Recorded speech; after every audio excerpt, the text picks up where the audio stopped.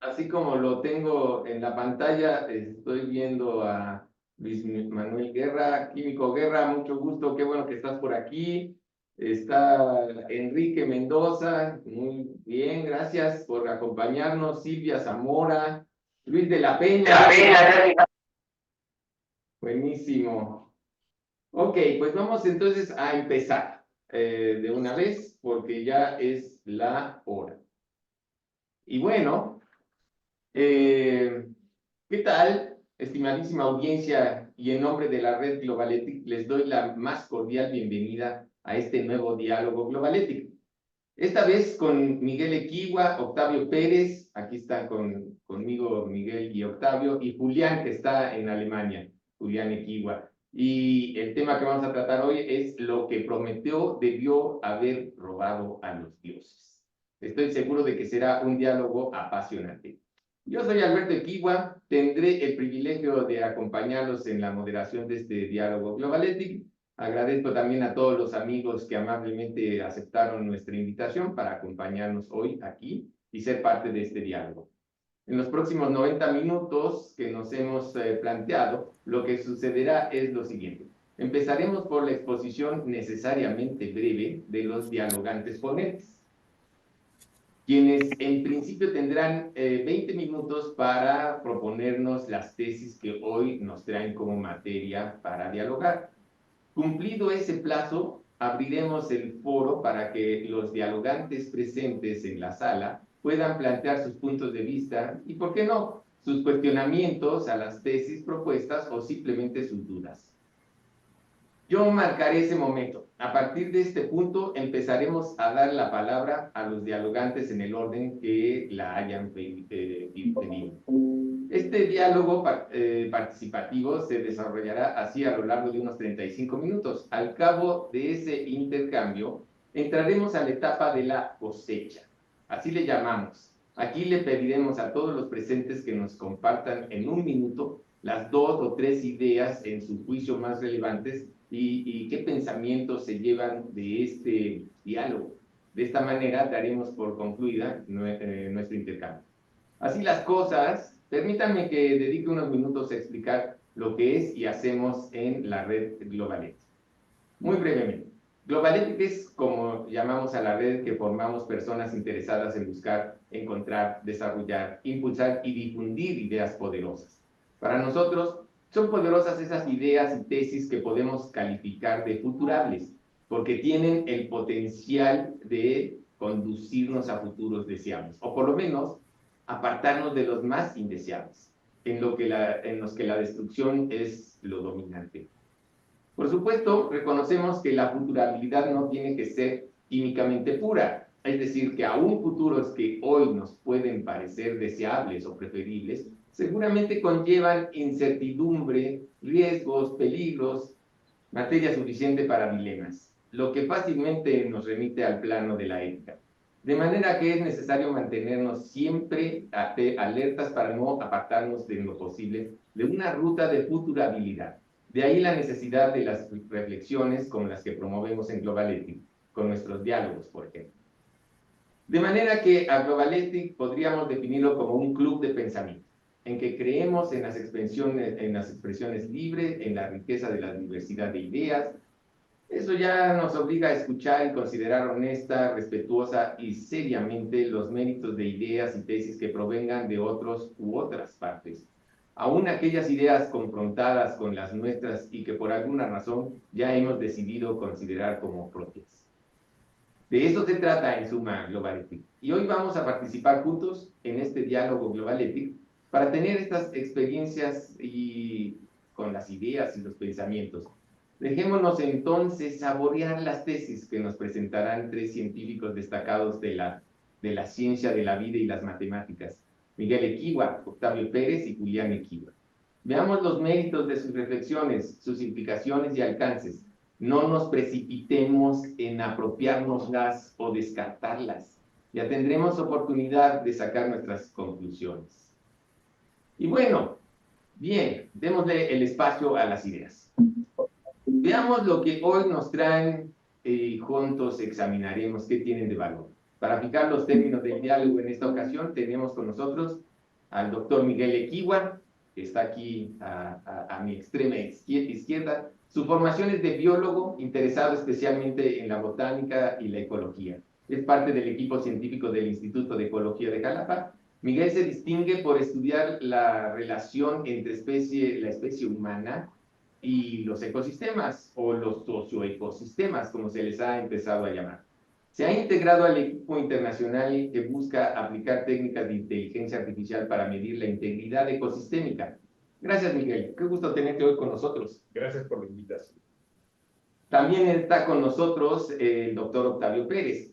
Él es biólogo, ecólogo, preocupado por las relaciones entre lo humano y la naturaleza, algo que lo ha llevado a investigar diversos modelos sobre esta relación. También es promotor de la integridad ecosistémica para entender y analizar nuestra relación con los ecosistemas. Bienvenido, Octavio. Qué bueno que estás aquí con nosotros. Gracias por la invitación y saludos a todos. Y también está con nosotros Julián Equihua. Completa nuestro panel de dialogantes hoy. Su formación es de matemático geómata. Actualmente estudia las nuevas tendencias de la inteligencia artificial, como son los modelos generativos, aprendizaje autosupervisado y agentes artificiales. Actualmente desarrolla herramientas para la planeación de la conservación con base en aprendizaje por refuerzo profundo. Qué gusto tenerte con nosotros, Julián, allá en Alemania. Sé que andas por... Muchas gracias. Hola a Espero todos. que sigues en Leipzig, espero. Así es. Excelente. Muy bien, y de esta manera estamos listos para entrar de lleno a nuestro diálogo global. El tema de hoy, lo que Prometeo debió haber robado a los dioses. Miguel, Octavio, Julián, la audiencia está lista. Escuchemos con interés los términos que nos propondrán para el diálogo de este día. Muchas gracias. Gracias. No sé si están viendo ahí mi pantalla. Ah, no, no la están viendo. Todavía no.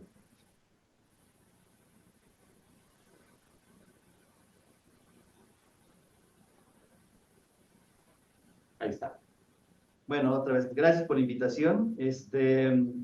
Quisiéramos comenzar con algo conceptual un poco para poner los términos en los cuales vamos a basar la discusión. Y para eso, quisiera que observaran este diagrama que está representado en sus pantallas y que lo que muestra es una cosa que en economía se ha dado a conocer como activos ecosistémicos. Dentro de otras áreas digamos, del conocimiento, podríamos pensarlos como socioecosistemas o dentro de teoría del paisaje, por ejemplo, como paisajes. Lo interesante aquí es, digamos, este concepto de activo ecosistémico, es que es un área bien delimitada donde suceden distintas cosas. Entonces, una cosa que es importante señalar es que depende mucho del contexto, desde donde uno vea estas áreas, uno puede darle más importancia a algunas cosas o a otras. Por ejemplo, dentro de la parte digamos, de la economía ecológica o la economía ambiental, esta cuestión de los servicios ecosistémicos resulta ser importante y se ve plasmado en este diagrama que ven.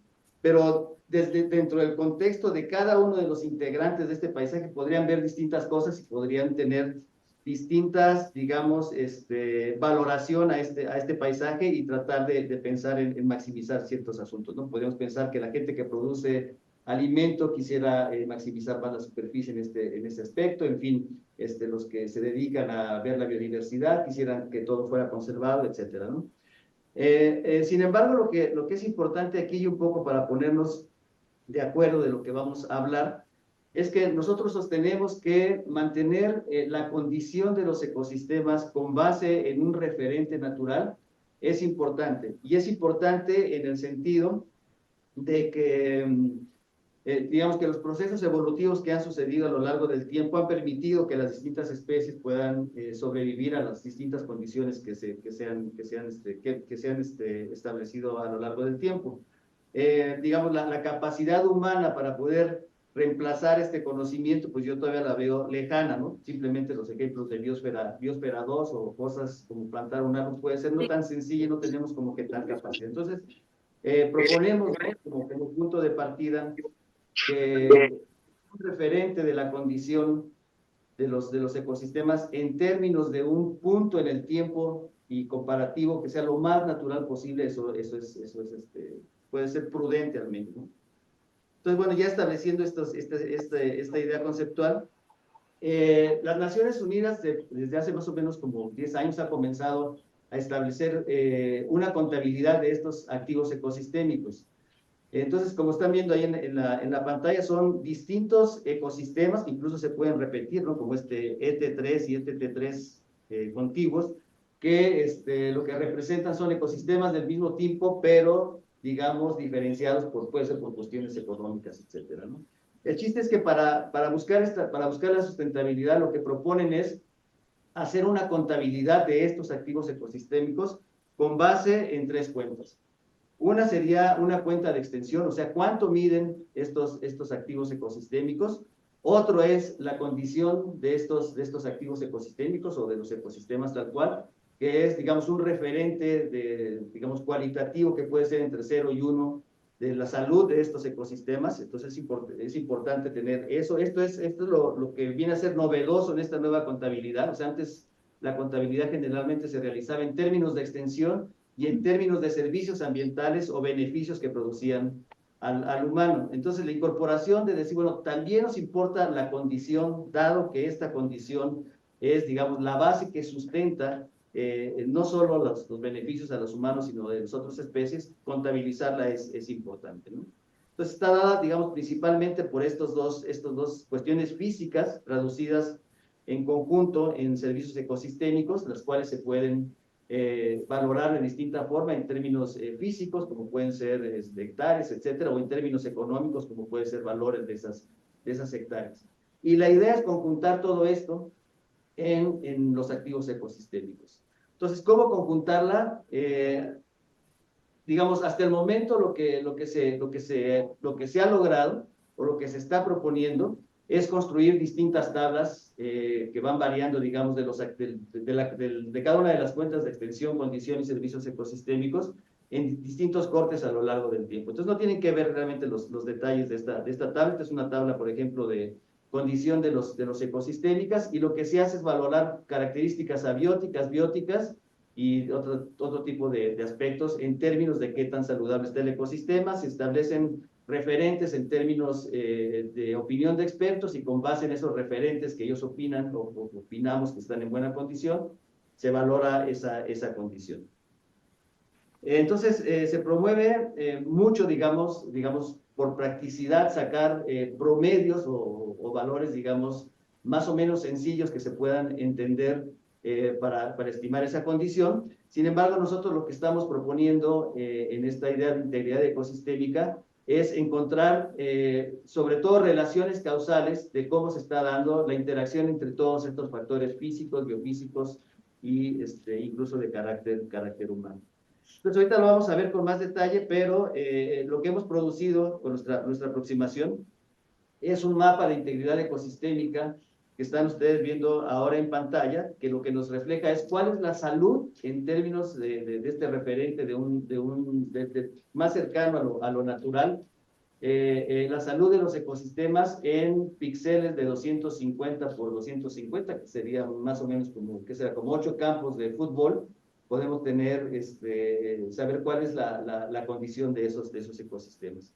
Entonces, como pueden ver, pues reflejan bastante bien lo que a lo mejor intuitivamente podríamos pensar, ¿no? Que la zona central del país se encuentra con mala condición, que son los colores más rojos o naranjas, la parte del Golfo de México, que ha sido altamente cambiado su uso del suelo de selvas tropicales a cuestiones de cultivos y ganadería, etcétera. También algunas franjas por Sinaloa, cambiadas también con el mismo propósito. Zonas desérticas en bastante buena condición al norte del país, y las ciudades también se reflejan bastante bien digamos, en lo que hemos construido al respecto. Entonces, digamos, como entrada, esto es lo que hemos empezado bueno, que hemos estado produciendo en distintos años, y lo queremos poner a su consideración.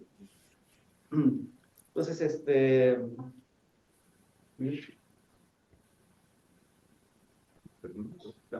No, síguele. Ok. Bueno, queríamos hacer esta referencia a lo que Prometeo debió haber robado, que le gustó a Alberto, y que tiene que ver con la evolución, y también es la razón además para tener este referente de cómo es que los ecosistemas han evolucionado a tener particulares configuraciones a lo largo del planeta, y se convierte en un tema a observar y a ser quizás un referente para normar las actividades humanas.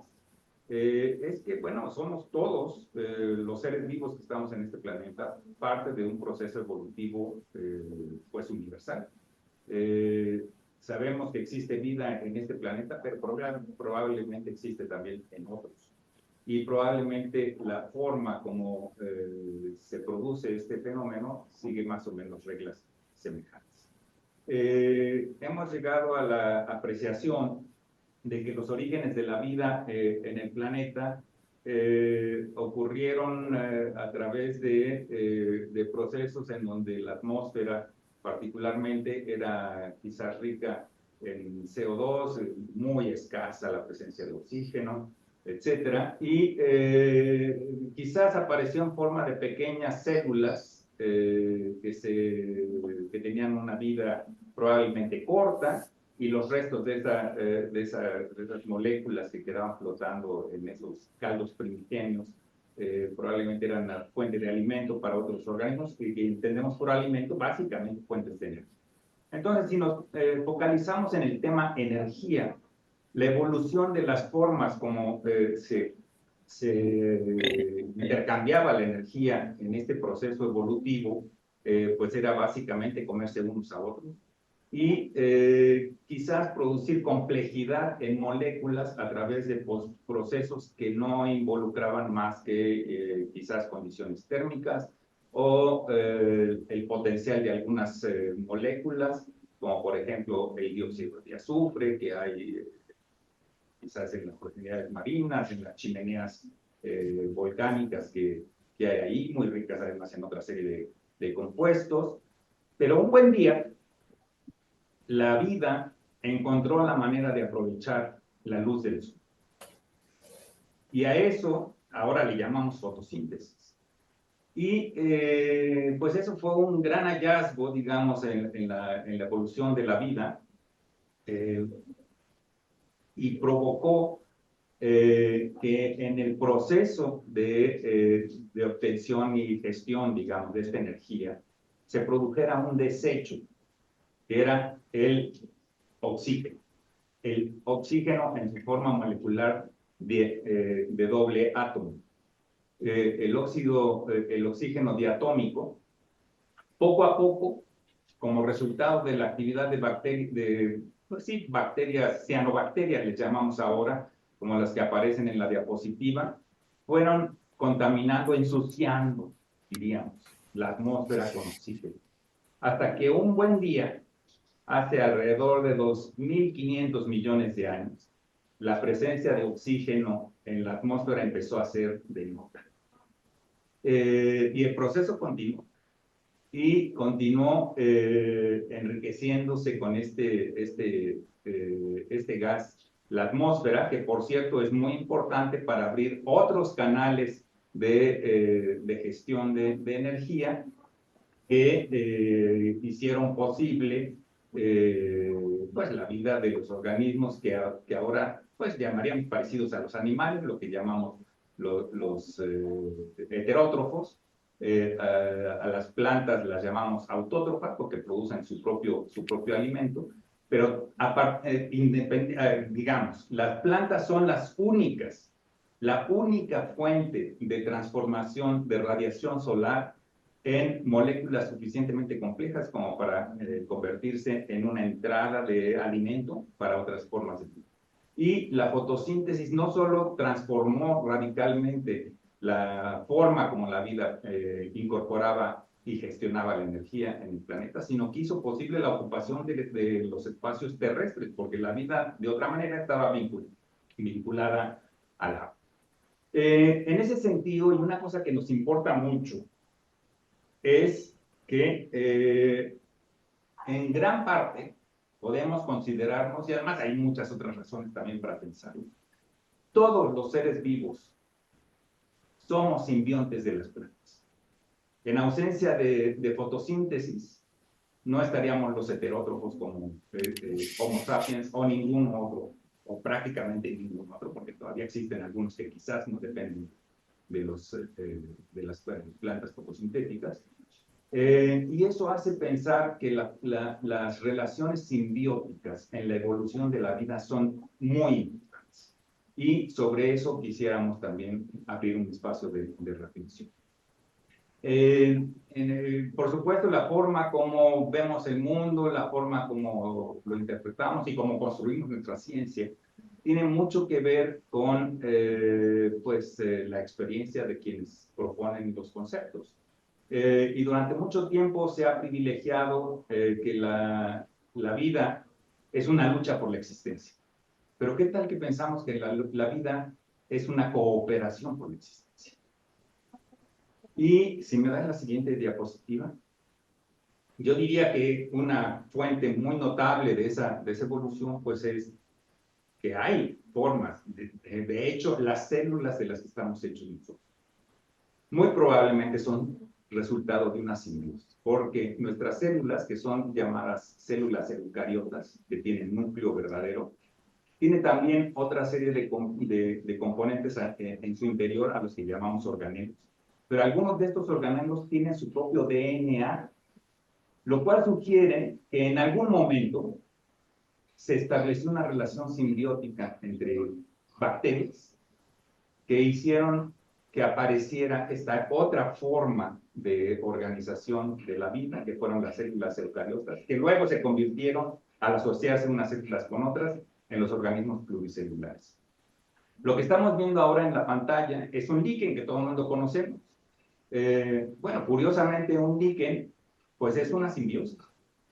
Es un conjunto de bacterias, que es lo que le da el color, en este caso ese color amarillo tan hermoso, y un hongo que le da textura y soporte a estas algas que están ahí rodadas.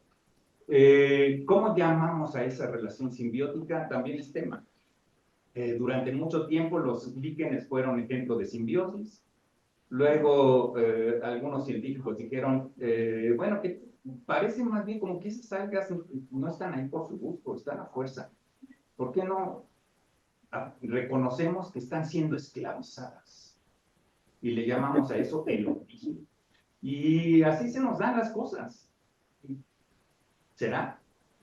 Yo que veo aquí quizás una relación amigable. A ver la siguiente.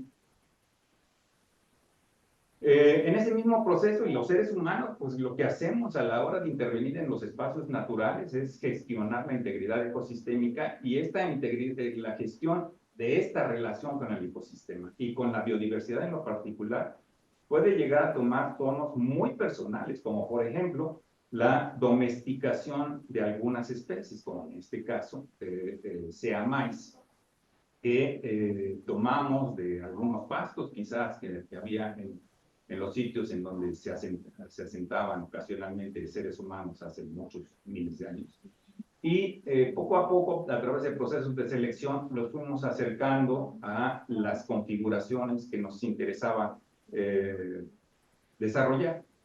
De tal manera que las primeras mazorcas que tenían, sea más, que tendrían quizás 5 dientecitos, bueno, dieron lugar a las actuales, que son pues muy voluminosas y llenas de elotipos, ¿no? Además, el sistema, como ustedes pueden ver, la forma como construimos estos, bueno, ahora llamaríamos agroecosistemas, pues mantiene algo de la complejidad que tienen los ecosistemas naturales, ¿no? Ahora nos preguntamos mucho si no deberíamos alejarnos de la producción industrial, en donde los cultivos nada más privilegian una sola especie de un solo genoma, pues producen muchísimo, pero bueno, tienen sus riesgos. A lo mejor convendría regresar a un sistema más simbiótico, más coevolutivo. Fíjense aquí la importancia de esta noción de evolución en conjunto, que hizo posible, de hecho, pues la vida del ser humano en sociedad a través de otra gran revolución, que es la revolución agrícola, la revolución del mundo. Así que Esta relación además habla de otro enorme concepto, que es la importancia de la diversidad. A mí siempre me ha intrigado por qué la economía privilegia, o quizás es la forma como el capitalismo nos gusta operarlo, tiende a la simplificación y a la uniformidad, cuando en la naturaleza, la evolución biológica y de hecho la propia domesticación de plantas y animales se apoyaba en la diversidad, en la variedad. También quizás es otro concepto para reflexionar. La siguiente. Simbiosis. Tenemos simbiosis con microorganismos, ¿no? Como los que hacen posible ese queso camembert ahí en la pantalla, o que hacen posible que podamos disfrutar el pan, o la domesticación de esa pera, o la domesticación de esos higos, o la domesticación del trigo que hace posible que tengamos el pan. Y nos falta aquí el vino, y la cerveza, y el yogur, y el kefir, y simbiosis, cooperación. Así es quizás la siguiente. Y todo esto tiene que ver con cosmovisiones. Octavio quería insistir un poco sobre el tema de cómo es que nos acercamos, o sea, cómo es que representamos la realidad. Quizás te dejo, Octavio, que nos hables. Un minutito nada más. Sí, a mí me llamó mucho la atención la cuestión del concepto de cosmovisiones, sobre todo con esto que platicaba Miguel de las distintas relaciones entre especies. Y realmente depende de ese contexto cómo interactuamos con el ambiente. O sea, no solo nosotros, sino cualquier especie, bacterias, mamíferos, plantas, lo que sea, lo que sea. Y creo que, digamos, dentro de la especie, dentro de nuestra especie, el contexto ha sido como que poco, yo diría como respetado. Entonces, tendemos a querer imponer los contextos que nosotros vemos en lugares donde tal vez nuestras ideas no apliquen porque las circunstancias son distintas, ¿no?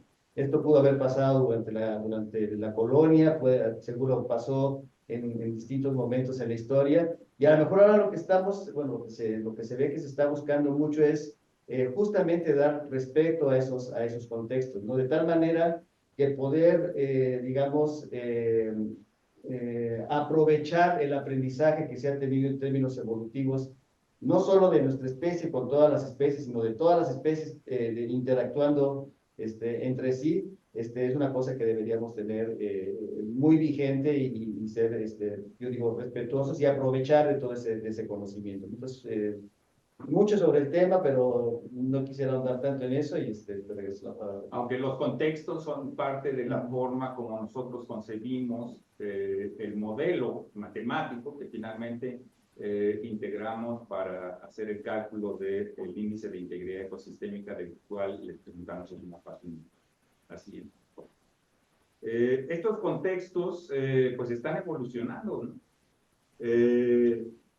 Y ahora incluyen a la inteligencia artificial, y quizás la inteligencia artificial también es una forma como estamos proyectando nuestras cosmovisiones, inclusive una herramienta para distribuirlas, para imponerlas. En fin, es algo sobre lo cual tendríamos que reflexionar. Es decir, la inteligencia artificial es una cosa enorme, muy poderosa. Nosotros la estamos utilizando para hacer este índice de integridad ecosistémica, pero hay cosas ahí que nos gustaría poner sobre la mesa y que le hemos pedido a Julián que nos platique. Adelante, Julián. Hola, pues mi participación va a ser un poco más breve, espero. Y lo que quiero apuntar es que todo lo que escucharon ahorita, hablado por Octavio y Miguel, sonaría más bien como una expresión de conocimiento y diría de sabiduría y de información. Y estamos en un momento en el que, por supuesto, que requerimos de planteamientos y soluciones, las voy a llamar knowledge driven, o sea, impulsadas y basadas en el conocimiento que se ha generado a través años, siglos, pero requerimos también como, como poder tomar decisiones basados en datos. O sea, es un momento en el que hay una cierta urgencia, dado la gravedad de los fenómenos que están sucediendo en la actualidad, en el que necesitamos evidencia para saber hacia dónde dirigirnos. Y mucho del conocimiento ecológico que se generó hasta este momento fue generado con datos, voy a decir, precarios, o sea, chiquitos. En realidad, la ecología nunca fue una disciplina hasta este momento rica en datos. Ahora yo siempre cuando doy una charla digo, la ecología se está volviendo un data-rich discipline. O sea, ahorita estamos desplegando miles de grabadoras que captan el espectro audible de nuestros ecosistemas, o sea, cómo suena una selva alta perennifolia en el día y en la noche, que es súper diferente. Este, colocamos miles de cámaras que se activan con movimiento a lo largo del planeta para que cuando pase un animalito y enfrente de ella le puedas tomar fotos y luego puedas recuperar esos datos y saber exactamente qué especies de cierto tamaño pasaron por ahí.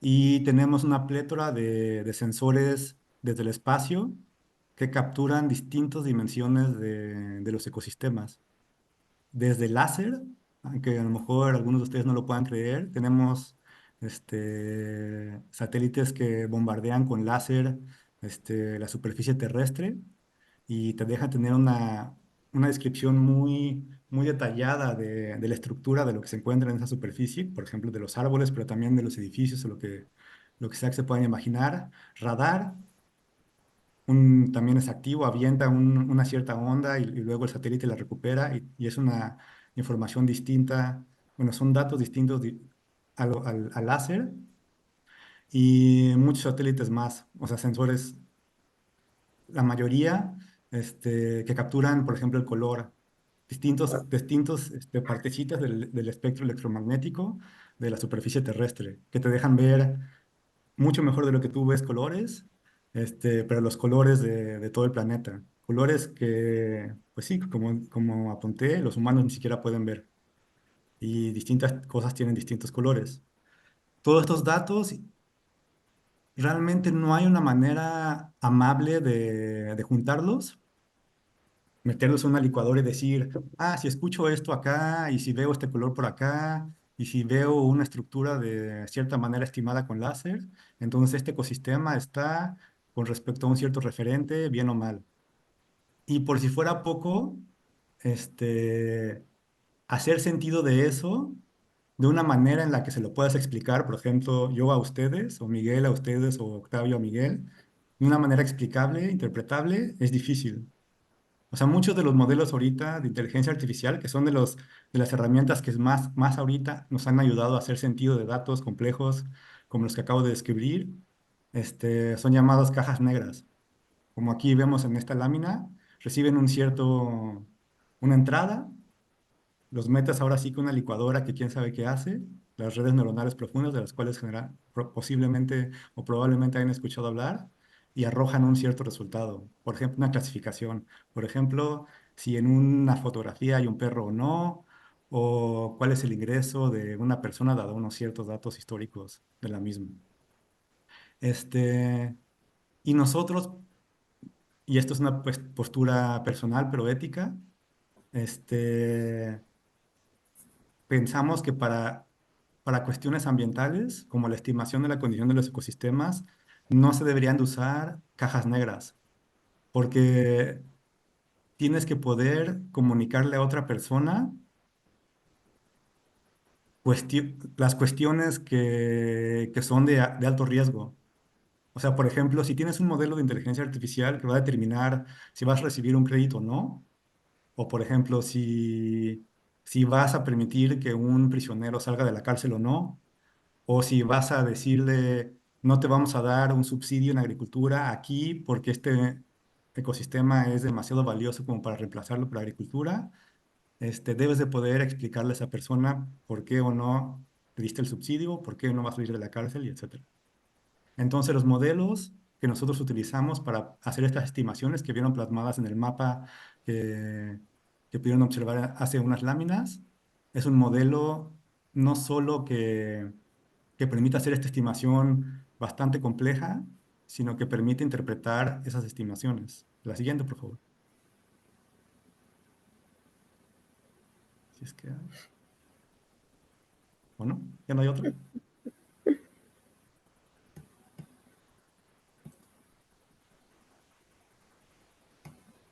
Y este modelo eh, como que trata de... Es que tenemos un retraso, pero ahí está.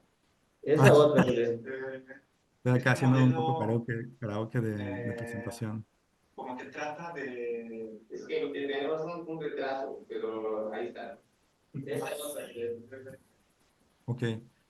Y para hacer este modelo interpretable, no solo, no solo el modelo tiene que ser matemáticamente interpretable, o sea, estar pensado desde su funcionamiento formal para ser interpretable, sino que está basado en un entendimiento conceptual de cómo queremos entender a la naturaleza. Todo lo que les explicaron Octavio y Miguel, está como reflejado en cómo modelamos ese mismo fenómeno, o sea, a nivel del modelo mismo, como una red, o sea, nuestro modelo es una red como la que están observando en esta lámina, que tiene unos ciertos niveles de cómo postulamos que funcionan los ecosistemas. O sea, que tienen diferencias físico-químicas, un desierto es claramente diferente a una selva y tiene distintas temperaturas, distinta cantidad de lluvia cayendo ahí y por lo tanto evolutivamente generó distintas plantas y animales y etcétera. Y todo eso está reflejado en cómo el modelo matemático mismo está construido. Siguiente, por favor.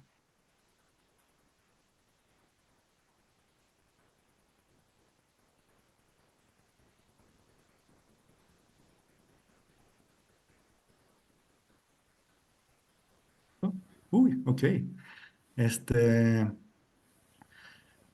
y eventualmente lo que hicimos fue generar esto conceptualmente, escoger un modelo matemático, estadístico, de aprendizaje de máquina que encajara con ese modelo conceptual y luego generar esta plétora de variables explicativas de diversos medios para poder ajustar ese modelo. Esto es cuestiones que vienen de imágenes satelitales, cuestiones que eventualmente vienen de observaciones de animales en campo, de grabaciones acústicas en los distintos ecosistemas, de cámaras activadas con movimiento y etcétera. Y de un trabajo, y por ejemplo, trabajo de campo a gran escala. Mucha gente no lo sabe, pero México tiene o tuvo uno de los inventarios forestales más detallados del mundo, en donde en un ejercicio titánico se visitan miles y miles de sitios en todo el país y se miden exhaustivamente ciertas cosas. Por ejemplo, los árboles que se identifican y se miden su altura, su ancho, el tamaño de su copa, y etcétera. Siguiente, por favor.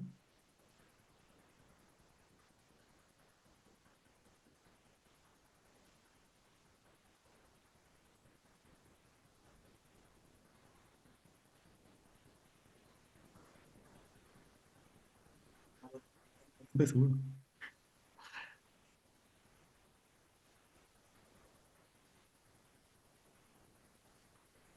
Esa es nuestra última. Con eso terminaría. Básicamente hacemos eso. Un modelo conceptual basado en conocimiento y un modelo de aprendizaje de máquina basado en ese modelo conceptual eh, y pensado para ser interpretable, explicable a otro humano y alimentado por una diversidad muy grande y compleja de flujos de datos satelitales, sonido, observaciones de cámaras activadas con movimiento, trabajo en campo manual Muchas gracias. tipos de mapas, centrales, sonido, mercado, o Pues buenísimo. Pues yo creo que con eso llegamos entonces al final de las presentaciones de nuestros estimadísimos científicos acá. Entonces, pues abrimos quien quiera usar la palabra, por favor, nada más levante la mano, prenda su micrófono y esperamos sus contribuciones. Yo veo, para empezar, en lo que alguien se anima a pedir la palabra, yo veo aquí muchas ideas. Voy a agarrar quizás alguna medio al azar, porque, por ejemplo, cuando Miguel estaba mencionando este tema de la simbiosis y de la cooperación, ¿no? Esas pueden ser como ideas poderosas, ¿no? Porque si nosotros pensamos, como decía Miguel, que al principio ocurría, que pensábamos que la naturaleza, la vida silvestre era una competencia y una carnicería, y luego lo trasladamos nosotros a nuestras propias sociedades, ¿no? Y resulta que la competencia también en la sociedad es una especie de carnicería, en donde las empresas o las personas que sobreviven y sobreviven bien son aquellas que son más aptas de alguna manera, pues entonces tenemos cosas como las que hemos visto, ¿no? Y a lo largo de la historia, ¿no? Incluso las carnicerías realmente, ¿no? De la guerra, ¿no? Y del combate, ¿no? Etcétera. Si esa idea la pudiéramos sustituir por la que nos estabas proponiendo, Miguel, ¿no? La idea de que a lo mejor más que una competencia de ver quién aniquila al otro, es más bien una cooperación. Y resulta que en la naturaleza misma las cosas evolucionan y progresan y la vida ha hecho lo que ha hecho de este planeta obedeciendo a fuerzas que la llevan más a la cooperación que a la competencia, pues eso creo que nos abre futuro otra vez, ¿no? No sé cómo lo vean ustedes, Octavio, ¿no? De hecho, está Ya. la OCDE, ¿no? O sea, de hecho hay una organización mundial para fomentar la cooperación. El asunto es quizás, y ahí también es donde valorábamos que sí es importante este tema de las cosmovisiones. O sea, no basta, digamos, con decir, bueno, la cosa es importante o la idea es poderosa, sino hacerla parte de nuestra representación de la realidad. O sea, ¿por qué es importante la cooperación? Y yo creo que la vida nos demuestra que cubrir un planeta con una tenue capa de vida que ha sobrevivido por millones de años, sugiere que la cooperación es una buena idea. El aprendizaje para el ser humano es quizás asimilar eso y hacerlo parte de estas cosmovisiones, que sí existían. O sea, por ejemplo, les pusimos el ejemplo de la milpa, ¿no? Una forma tradicional de cómo es que se fomenta la agricultura es que la gente pues cultiva y selecciona sus particulares variedades de maíz en su familia, y cuando los chicos crecen y van a ser parte de otra familia, una de las cosas que reciben como beneficio y encargo de vida es llevarse esas semillas y ponerlas en algún otro lugar y mantenerlas vivas y desarrollarlas, etcétera.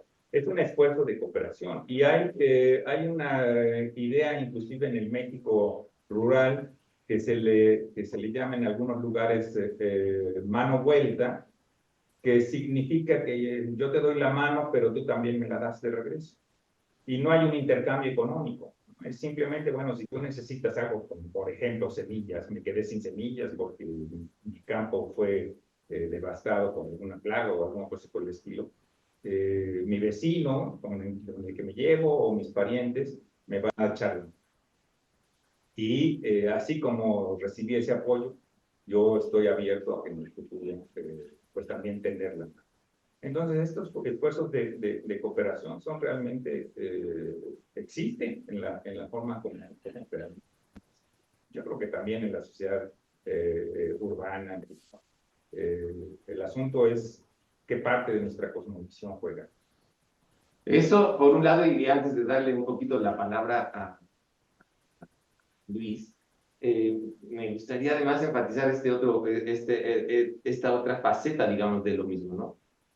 Que es, así como ustedes en biología primero se fueron con la pinta, digamos, con la idea de la competencia y el más fuerte y el más apto y lo que sea, ¿no? A lo mejor nosotros, y luego llegaron a la otra idea, ¿no? Ah, no es competencia, o sea, no en el sentido de acabar con el otro, es cooperación, en el sentido de evolucionar y de lograr, pues, estados superiores, de alguna manera, ¿verdad? Que definen eso de superior. A lo mejor cometimos el mismo error en la sociedad, en el mercado, ¿no? Entendimos que el mercado era eso, competencia, que había que sacar al competidor del mercado, que había que hacerlo a un lado, y en realidad la competencia en el mercado a lo mejor también es una forma de cooperación, nada más que nos hemos engañado. Otra vez la idea poderosa no había llegado o había llegado otra, ¿no? Entonces, eso para Globaletic puede ser importante. Luis, vamos a ver cómo le hacemos porque tenemos problemas con el audio, a ver si te podemos entender. Adelante, por favor, Luis. Uy, espérame, Luis, porque Me tenemos aquí si me oyen o no. Sí, A ver, creo que ahí te podemos escuchar. a ver, muy bien. Bueno, en primer lugar, estoy encantado de oír todo lo que he oído y sinceramente lo único que quisiera pudiera es apoyar o pues sí, enfatizar lo que ya se ha dicho, sobre todo por la cuestión de que no hemos encontrado, me encantó esa expresión, no hemos encontrado la forma de darle forma, darle vida eh, a esta cuestión de cómo colaborar, cómo cooperar. Yo creo que son varias cosas las que tenemos que hacer. Una de ellas no es idea mía, esta la tengo muy vista y revista y demás, que es la cosmovisión que tenemos es importante, ya lo mencionaron, pero yo creo que también tenemos que elaborar una forma de pensamiento basada en esa cosmovisión, por un lado, para ver de qué manera esto se le puede dar vida y he encontrado también otra cosa que es importante, que la palabra competencia yo creo y que bueno, en otras partes le llaman competición, yo no sé realmente eh, qué... bueno, por qué se cambió todo esto, pero yo creo que sí lo importante es ver cuál fue el origen de la palabra competencia y cuál es la esencia de la palabra, del concepto de la competencia. El concepto de la competencia, que en latín es buscar juntos. Y yo creo que todo ese tipo de términos que hoy se usan de alguna manera, pues yo diría todavía rústica o salvajemente, o tenemos no nada más la oportunidad, sino la obligación, eh, eh, pues sí, la muy fuerte pues es muy fuerte de ver cómo vamos transmitiendo conceptos más amigables que vayan haciendo no exclusivamente en lo que es lo biológico, no exclusivamente lo que es lo ecológico, cuando se habla de la ecología eh, como algo diferente a nosotros.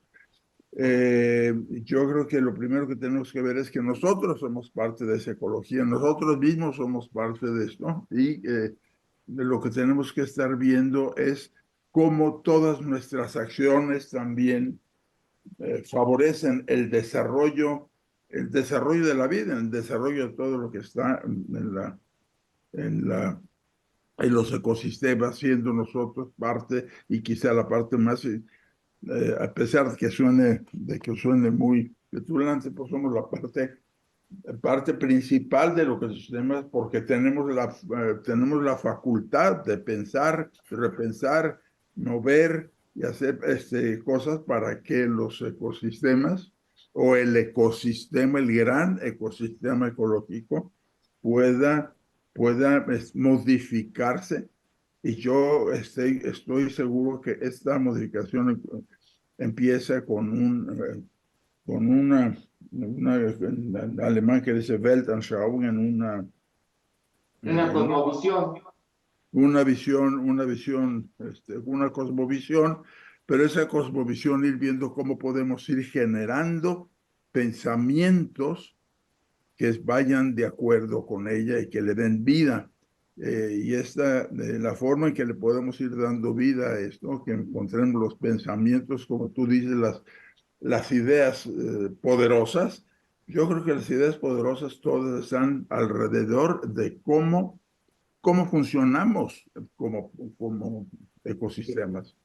Identificarnos con los ecosistemas, identificarnos con la naturaleza de la que somos parte y somos, no es por nada, pero la parte más responsable de toda ella. Y bueno, pues claro que podemos hablar con mayor detalle en alguna otra ocasión para ir viendo cómo esto va, pero yo creo que es una súper ocasión esta vez estar aquí viendo cómo son algunos detalles que yo creo que desgraciadamente tomaron un camino erróneo que nos ha hecho encontrar formas de ver el mundo como algo que está en constante, encontronazo y un encuentro, en constante violencia. Y bueno, pues eso llegará a ser quizá poco a poco, que en este momento siendo la economía quizá el campo más relevante en la vida, poco a poco, mediante este pensamiento, vayamos entendiendo qué papel tiene realmente la economía y por qué la economía ha llegado a tomar esta preponderancia que está por encima de los ejércitos, encima de la política, por encima de todo. Pues Y le dedicamos su tiempo, Luis. Tenemos acá también a Silvia que ya levantó la mano. muy bien, pues entonces termino diciendo que yo creo que tenemos que encontrar de qué manera podemos hacer una cosmovisión donde todo trate de coordinar y colaborar y conjuntarse sin necesidad, o sea, de verlo como un campo de batalla, como todo lo vemos, un campo de batalla. Eso lo tenemos que encontrar como un campo de colaboración y de convivencia. Excelente. Claro que muy utópico, pero yo creo que cada día es más necesario ver esto como algo posible. Gracias. Como decía Jack el Destripador, hay que irnos por partes. Bueno, Adelante, Silvia. es lo más amable que podemos decir al respecto. Pues muchas gracias. Realmente es impresionante la cantidad de datos que actualmente puede manejar la ecología y la forma en la que la inteligencia artificial puede ayudar, y todo eso es increíble, de verdad. Y sobre todo me encanta que estemos llegando a ese punto en el que se empiece a pensar que es necesario colaborar, porque es indispensable realmente, y no es que seamos la especie más consciente ni la más capacitada, pero sí somos la más responsable de ver qué podemos hacer. Y yo quisiera pues simplemente recordar el papel que la educación toma en todo esto, y pues proponerles que sean un poco más cercanos a la población. Yo en algún momento estuve dando talleres de ciencia para jóvenes y estudiantes de primaria, y llegué a la conclusión de que los símiles pueden ser muy atractivos, y de lo que Prometeo debió haber robado a los dioses se me hace un poco muy lejano para que la gente pueda interesarse. Si ponemos el ejemplo de la nave ecológica, por ejemplo, que la Tierra es una nave gigantesca que lleva millones de años viajando por el espacio y actualmente lleva 8,000 millones de personas en ella, y nunca tiene que reabastecerse ni de aire, ni de agua, ni de comida. Eso inmediatamente llama la atención a las personas, y sobre todo hay que hacer el hincapié en que tenemos que colaborar si queremos que eso siga funcionando. Entonces ahí es cuando ya se puede proponer la idea de hacer digamos, planteles escolares que se vuelvan en auto sustentables y puedan captar agua de lluvia, sembrar sus propios huertos utilizando composta, y también reciclar agua y producir biogás. Entonces todo eso hace que la gente empiece a captar, en primer lugar, que puede ahorrar, y en segundo lugar, que todo el sistema es relativo a la cooperación, como muy bien decían, que tenemos que tener. Eso ya transforma nuestro punto de vista y hace que empecemos a colaborar un poco más. Eso es todo lo que quería decir. Gracias. Pues muchísimas gracias. Muchísimas gracias, Silvia. Pues no sé si quieran ustedes comentar algo a lo que nos propusieron Silvia y Luis. Pues sí, a mí me parece muy importante este tema de abrirnos a la ciencia, y el tema de las cosmovisiones, pues también nos lleva en esa ruta. Hay una crisis, bueno, hay varias crisis que está teniendo la ciencia occidental actualmente. Y voy a mencionar dos.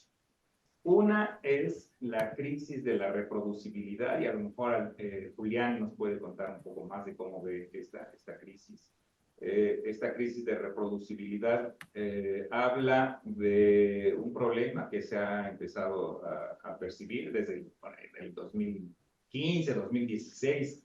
Han estado saliendo reportes al respecto, y que tiene que ver con que lo publicado en las revistas especializadas científicas habla de cosas que otros, cuando lo intentan repetir, no pueden. Y se convierte en una crisis cuando vemos los números, porque si le preguntamos a la gente, bueno, ¿cuántos de ustedes pudieron repetir el artículo X? 70% de la gente dice, no pude. Y les preguntan, bueno, y de lo que tú publicaste, ¿cuánto de eso podrías repetir? Y dicen, bueno, 60% dice, yo no pude repetir lo que dije. Y la ciencia es prácticamente, por definición, un ejercicio que busca la reproducibilidad, no solamente por el que lo emite, sino por otros, que es una forma de aprendizaje en colectivo. Entonces, la crisis de la reproducibilidad es un tema muy importante que está agobiando ahorita a la ciencia. Y la otra gran crisis es la crisis de la puesta en práctica del conocimiento, la crisis que le llaman de la implementación.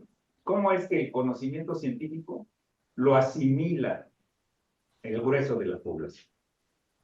Eso está teniendo distintas formas de aproximación. Algunos campos, por ejemplo, en las ciencias de la salud, han desarrollado una nueva ciencia, que es la ciencia de poner en práctica, la ciencia de la implementación.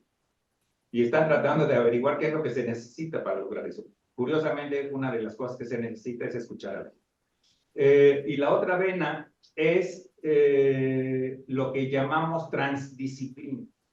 Es decir, darnos cuenta de que este tema de las cosmovisiones, pues empata con muchas cosmovisiones que existen en la sociedad, y que para que podamos entendernos tenemos que compartir y ver cómo es que estas formas de representación de cómo entendemos que funciona el mundo podemos generar reglas de intercambio.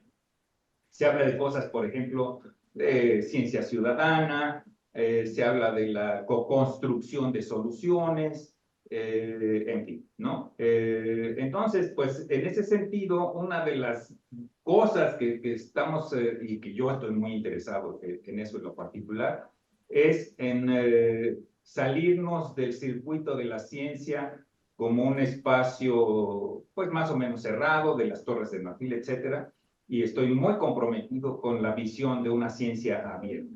Y estoy haciendo todo lo posible por caminar en esa dirección. Y tiene mucho que ver con lo que nos propone Silvia, ¿no? Involucrar a los niños en hacer ciencia o tener posturas científicas acerca de cómo es que entendemos la vida, darnos cuenta de que la ciencia es un acto colectivo, que lo que damos por objetivo es en realidad un intercambio de las subjetividades de muchos que llegan a la conclusión de que la comparten. Esta intersubjetividad es lo que llamamos objetividad, pero pues todo es parte de otro proceso evolutivo, que es el proceso evolutivo de la ciencia.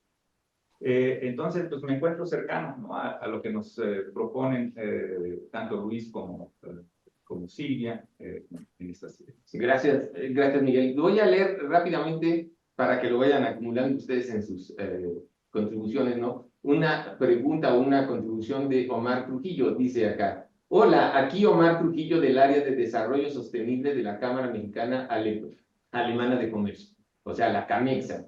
¿Qué modelos usar para la toma de decisiones? ¿Qué relación hay entre los modelos que nos plantea supongo que dice que nos plantean con la idea de science-based data que requiere nuestra sociedad? Y le damos entonces, vayan pensando ustedes, porque ya es como la última ronda que vamos a tener. Yo les diría que Julián está justamente trabajando quizás con algunos agentes del gobierno alemán en ese tipo de cosas. A lo mejor nos puede plantear su experiencia. Ahorita le echamos la pelotita a Julián. Y le doy la palabra a Luis Manuel y enseguida a Enrique Mendoza, que ya la había pedido antes, y por allí Lorenzo Peláez también la había pedido, pero luego la bajó. Pero bueno, a ver, adelante Luis Manuel. Si prendes tu micrófono, por favor.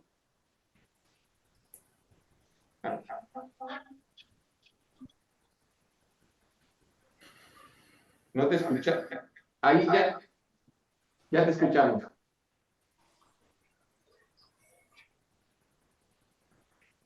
Bueno, evidentemente estoy muy gratificado y muy contento de esta charla, de este conversatorio.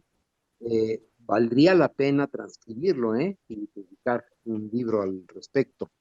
Es evidente de que estamos adquiriendo conocimientos extraordinarios acerca, pues, del origen de la vida, de cómo coevolucionamos. La biología evolutiva nos dice que vamos de la mano, ¿no?, las especies, a través de un proceso que es precisamente el cómo ir haciendo especies más resilientes, la conservación de la vida. Es algo verdaderamente extraordinario. Hemos vivido ya en nuestro planeta 5 extinciones masivas, y ha resurgido la vida en una forma verdaderamente extraordinaria. Y a final de cuentas estamos aquí porque tenemos esta cualidad los seres humanos de preguntarnos el porqué de las cosas, no solamente entenderlas, sino por qué suceden. Y quiero hacer un planteamiento disruptivo, provocador, pero que me gustaría que lo recapacitaran. ¿Por qué dentro de este concierto de la vida surgió una especie que tiene este poder cognitivo que nos permite estar en este momento aquí haciendo este tipo de reflexiones? ¿Qué objeto? ¿Cuál es la función? Estas especies tienen una función específica dentro del concierto de la vida. ¿Por qué existe este ser que modifica el entorno, que lo cuestiona, que tiene cualidades extraordinarias que casi estamos seguros de que ninguna especie tiene, como es reconstruir el pasado y soñar con el futuro? Podemos pensar en el tiempo, es un sentido que tenemos, ¿no? El devenir del tiempo, cuestionarnos esta pues pregunta del origen de las cosas y por qué suceden. Este planteamiento disruptivo es filosófico, desde luego, pero los invito a que reflexionemos. ¿Por qué existe este ser que pudo dominar el fuego, por lo tanto crear energía por sí mismo, no solamente aprovechar la energía cósmica, sino crear energía? ¿Por qué existe este ser que tiene la capacidad de crear nuevas cosas que no existen en la naturaleza, ¿no? Las artes, la pintura, la música, la literatura. Y la pregunta y el cuestionamiento disruptivo que les quiero hacer es que esta maravilla extraordinaria de la vida en sí misma, de este concierto de la vida, no la percibe ningún otro ser vivo como la percibimos los que estamos ahorita aquí, la percibe el ser humano, ¿no? La belleza de los colores de las aves, los portentos de las fuerzas de la naturaleza, las mareas, las erupciones, nosotros las percibimos, nosotros las podemos admirar. El tigre de Bengala no tiene absolutamente ninguna conciencia de qué maravilla es este portento de fuerza en la naturaleza y que su pelaje este amarillo con negro nos fascina, los colores de las guacamayas, la extraordinaria laboriosidad de los castores, en fin, ¿no? Todas esas cosas que realmente nos absorben, nos fascinan y las entendemos. Y es que nosotros, desde mi creencia, no es una creencia, es un sentimiento filosófico, somos los ojos del universo.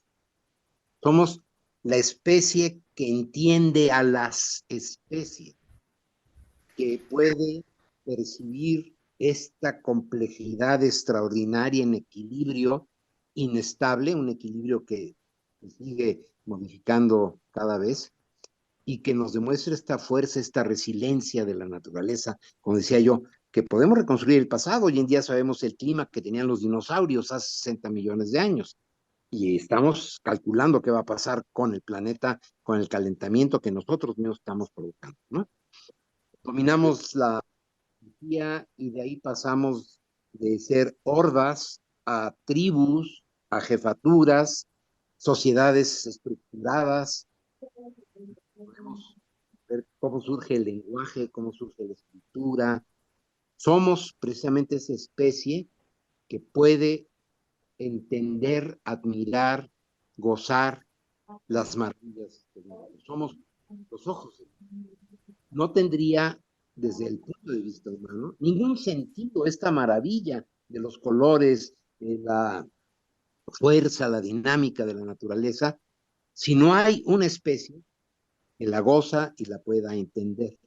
En ese sentido, este ser accidental que está en el planeta y que lo está transformando y lo está entendiendo, es la manera en que el universo se puede ver a sí mismo. Buenísimo, Somos. buenísimo, buenísimo, Luis. Oye, tenemos ya aquí cola y ya se nos fue el tiempo, entonces estamos justo en el momento de empezar la cosecha y veo aquí, después de ti, Luis, sigue Enrique, Lorenzo Peláez, que sube y baja la mano, está también Enrique Mendoza, está Jorge Roca. Les voy a pedir que vayamos tomando la palabra y de paso, además de pedirles que por favor sean muy breves, vamos entrándole a la cosecha. ¿Qué es lo que se llevan de este diálogo Globaletti que ya tomé nota? Yo tampoco estaba muy feliz con el título, Silvia, pero vamos a ver cómo teníamos que ponerle uno. Entonces, creo que empezamos con Enrique. Un minuto, por favor, Enrique, y nos das tu cosecha de una vez y nos vamos con Lorenzo y luego con Jorge. Adelante, Enrique. Sí, bueno, en principio empiezo por lo que dice ahorita Luis, de que es necesario canalizar o liberar la energía que subyace en cada ser humano. Sí es importante revisar la historia para tener una idea del por qué, pero el rumbo lo va a definir el que cada quien responda el para qué. Entonces, Esta respuesta la tenemos que dar individual y colectivamente, utilizando nuestra voluntad individual y colectiva para asumir responsabilidades individuales y colectivas. Y respecto a lo que dijo Silvia, en el sentido de la educación, su importancia, invito a los panelistas a que avancemos en una alfabetización en materia de responsabilidad socioambiental.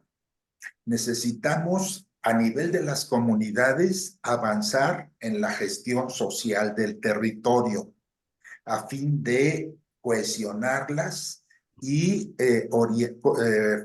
posibilitar su organización para poder avanzar en el logro de los objetivos de desarrollo sostenible.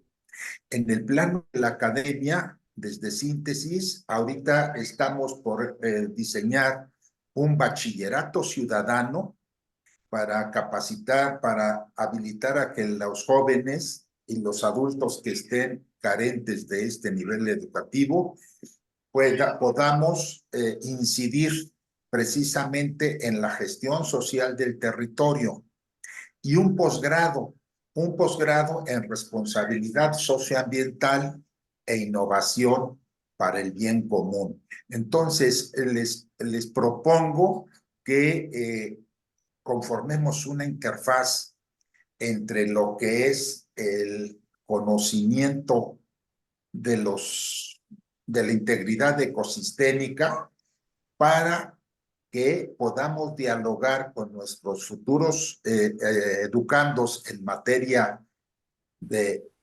bachillerato y con los integrantes de las comunidades que se interesen en la gestión social del territorio. Eso es lo que quería aportar o comentar. Genial. Gracias, Enrique. Recuérdame, tú estás en Chapingo, ¿correcto? Nos coordinamos con Chapingo, pero estoy en sí. Síntesis, Organización Ciudadana y Síntesis además. Servicios Educativos. Además, ok. Sale. Entonces nos seguimos con Lorenzo Peláez. Un momento más, Jorge, y vamos contigo. Lorenzo, adelante. Muy rápido, muchas gracias. Por demás, interesantes las presentaciones. Y a modo de cosecha, Alberto, yo creo que hay cuatro temas que están en la agenda de los principales actores a nivel mundial. Uno es el agua. Hoy todo el mundo habla de la escasez del agua. Y aquí en México ni se diga, ¿no? A pesar de las lluvias, parece que tenemos un problema serio. Unos tienen sus teorías, en fin, pero bueno, es un tema que está presente. Otro que también todos los días salen los principales medios de comunicación, que es inteligencia artificial. Todo el mundo habla de este tema y, pues bueno, uno a veces se siente sobresaturado de tanta información que le llega con relación a ese tema. Uno más, sustentabilidad, sostenibilidad. Otro tema por demás que está presente en las redes, en los medios, en las universidades. Y uno más que tengo que hacer mención de donde provengo, ¿no? Que es la Organización Internacional del Trabajo, que es precisamente el trabajo. Hay una carencia de trabajo, sobre todo para los jóvenes, ¿no? Con el famoso nearshoring, no tanto es la infraestructura, la electricidad, la energía que se requiere para estas empresas, sino la mano de obra. Pero bueno, mi cosecha. Considero que las presentaciones que nos brindaron han sido de verdad extraordinarias. En 15 minutos captaron mi atención y me pusieron a dar de vueltas aquí en mi imaginación. Hay mucha tarea por hacer de manera cooperativa. Solo una reflexión. Decía yo en el cuarto punto que es trabajo, que es una de las caras de la moneda. La otra es la empresa. Necesitamos incluir el tema del mercado en estas presentaciones porque ahí podemos vincularla con la sostenibilidad, la promoción de la inteligencia artificial y el manejo eficiente del agua potable, porque nuestros gobiernos lamentablemente no tienen esa capacidad y para eso se requiere algo que aquí se ha comentado, cooperación. la sociedad civil resulta insustituible en todo este proceso. Gracias. De acuerdo, gracias a ti, Lorenzo. Adelante, Jorge. Bueno, muchísimas gracias. Muy, muy interesante, realmente muy enriquecedor. A mí me quedan dos preguntas como cosecha todavía, y dos preguntas de contexto en todo este tema que es fascinante y súper necesario pensarlo. La primera inquietud que me queda es, hace 14.000 años estábamos en edad de hielo, y 14.000 años no es nada en términos geológicos.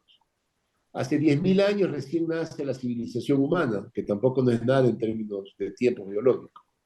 Y ahí me surge a mí la pregunta, que no la tengo clara todavía y creo que no está clara: ¿cuánto de la problemática ecológica es causada por el ser humano y cuánta es parte de un proceso geológico?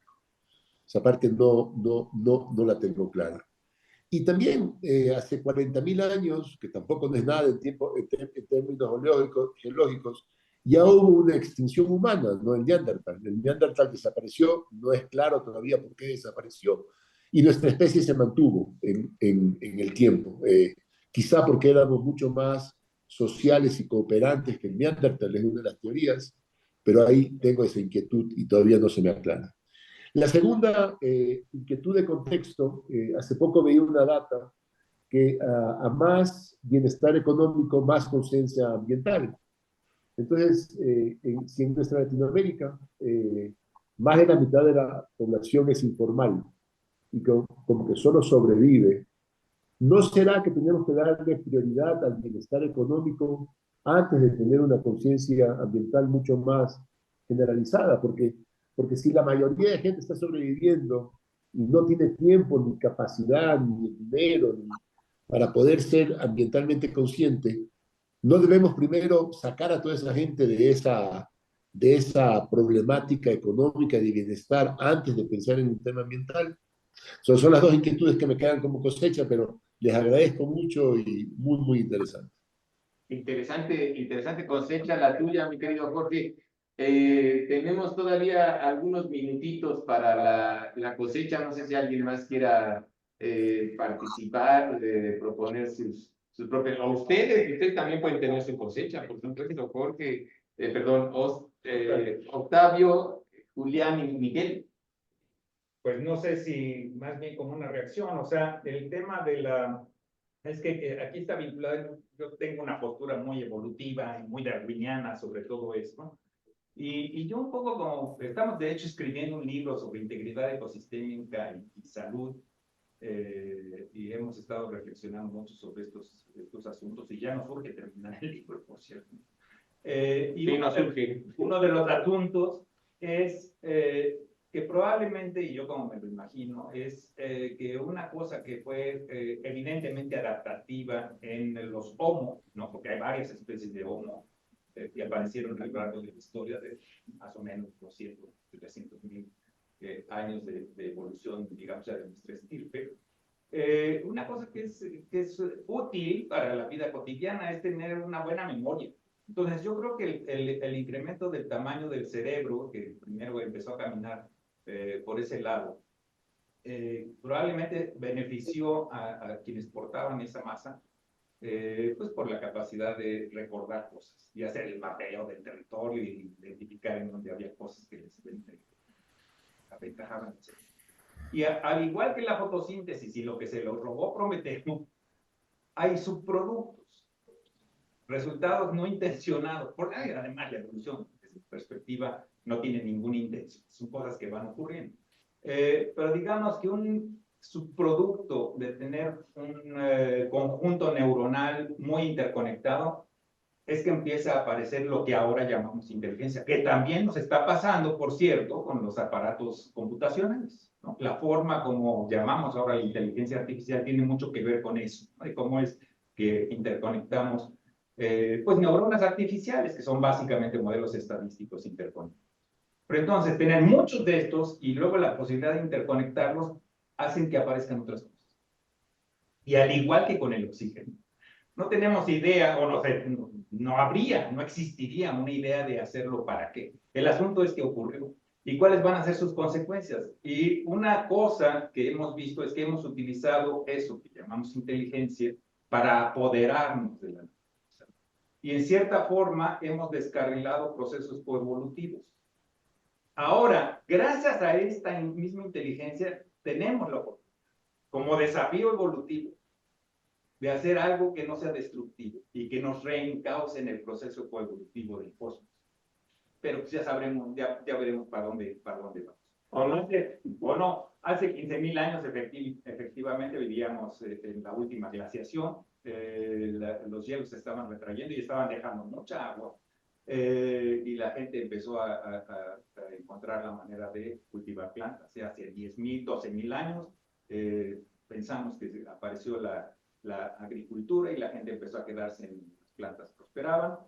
Y se empiezan a hacer estos asentamientos humanos.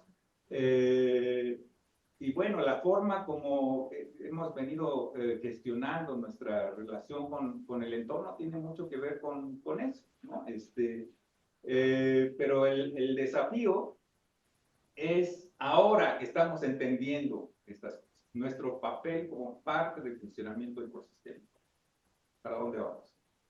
Nosotros, ¿no? La vida tiene su propio curso y siempre está ensayando varios. Hay una cosa que es pasmosa, tenemos un grupo de pequeñas bacterias a las que llamamos arquea, les pusimos ese nombre porque las consideramos primitivas, pero por ejemplo han encontrado que hay bacterias que son capaces de vivir a fuerza de puros electrones, es decir, electricidad. Y donde encuentran electricidad, le sacan provecho. Y han encontrado con que se hacen cordones de bacterias que aprovechan en donde hay la corriente eléctrica y le llevan a través de sus cuerpecitos esa electricidad, la energía que se genera de esa manera, a otro conjunto de bacterias que no tienen ese beneficio. Ya no es energía, es alimento. Se convierte en alimento.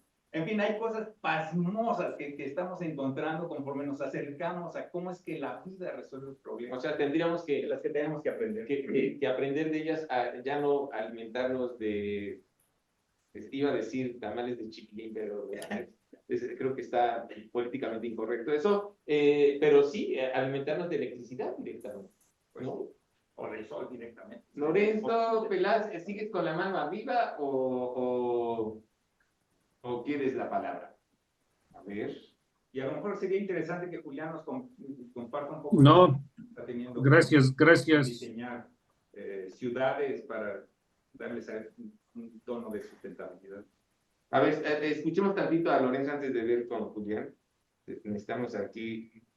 Otra vez, Lorenzo. No, Alberto, disculpa, yo no estoy acostumbrado a estas cosas de inteligencia artificial. Nos vamos entonces con Julián. Adelante, Julián. Pues había tratado de contestar la pregunta en el chat de qué modelos usar para toma de decisiones.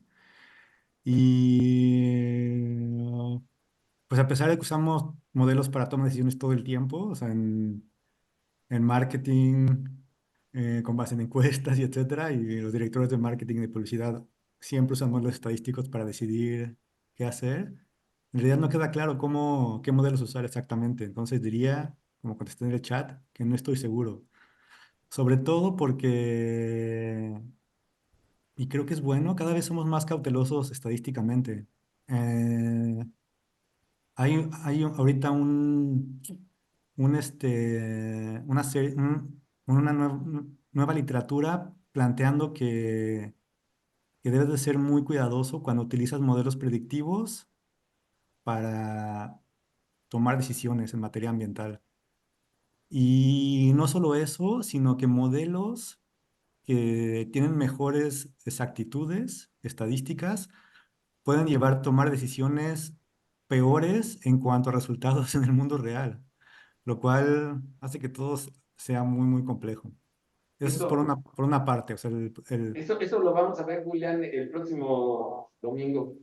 Oh, ok, súper chido. Y la otra, que es de mis temas de doctorado, es cuánto vas a delegar a los modelos en cuanto a toma de decisiones. O sea, la inteligencia artificial realmente está viviendo un momento, yo creo que todo el mundo lo ha observado, un momento en el que parece que va a ser la próxima revolución tecnológica de la humanidad. Entonces, eventualmente vas a delegar grandes decisiones ambientales a los modelos. O sea, vas a preguntarle a un modelo, dime dónde poner mi área natural protegida, dime cómo administrar mis ciclos agrícolas, y etcétera. Y no me refiero a que tú veas información y tomes la decisión en tu mente, sino vas a delegar realmente la toma de decisiones a los modelos. Yo creo que sí. Pero obviamente hay que construir eso con muchísima cautela. O sea, si un modelo puede aprender a manejar un coche bien y a jugar Go mucho mejor que tú, ¿por qué no va a poder decidir mejor sobre esas cosas? O sea, tiene muchos más sentidos, pensando en los satélites de hace rato y el sonido, etcétera. Tú tienes 5 sentidos. Un modelo de inteligencia artificial puede tener 4000 sentidos distintos, puede procesar petabytes de datos y simplemente nosotros no podemos. Ahora es arriesgado hacer eso muchísimo, pero va a pasar. Entonces, ¿cómo vamos a generar ese como buen punto medio entre toma de decisiones asistida por estos optimizadores? Al final, inteligencia artificial que toma decisiones, que ya no arroja un número y no arroja una clase como perro o gato en una foto, sino arroja una decisión, toma decisiones en el tiempo, secuencialmente. O sea, ¿cuánto realmente le vamos a delegar a esos modelos? Que suena un poco aterrador, yo lo sé, pero no lo vamos a detener. Con Bueno, cuidado. no sé si haya alguien más allí, pero me temo que ya no nos queda mucho tiempo y hemos llegado entonces al momento de despedirnos. De esta manera llegamos entonces al final de nuestro diálogo Globalytics de hoy, martes 28 de mayo de 2024. Espero que todos se sientan por lo menos tan enriquecidos como me siento yo. Ha sido una experiencia alucinante. No me queda más que agradecer muy encarecidamente a los doctores Miguel Equihua Octavio Pérez y Julián Equihua, por las brillantes ideas condensadas magistralmente en las tesis que nos propusieron y entre todos examinamos hoy. Por supuesto, también va nuestro agradecimiento a todos los dialogantes que nos acompañaron hoy en esta sala virtual de Globalytics. Muchas gracias también a los que siguieron nuestra transmisión por el canal de YouTube de Globalytics. Espero que su cosecha haya sido otro tanto de abundante e interesante como la que nosotros levantamos acá en la sala virtual. Tuvimos ahí algunos problemas con la transmisión al principio, pero creo que ya después de unos minutos logramos dominar la tecnología. Tomen nota, por favor, que este diálogo quedó grabado y publicado ya en el canal de Globalytics de YouTube. La liga para la transmisión en vivo ahora queda apuntada a ese video, por supuesto, ya a su disposición. A todos los esperamos en nuestro próximo diálogo Globalytics muy pronto. Manténganse atentos a nuestras noticias, por favor. Hasta entonces, sigan enriqueciéndose con ideas poderosas y culturales. Consideren que pueden atravesarse nuestro camino incluso cuando menos lo esperamos. Pues esto es todo por hoy. Paloma, si nos despides y cierras la transmisión. Gracias a todos.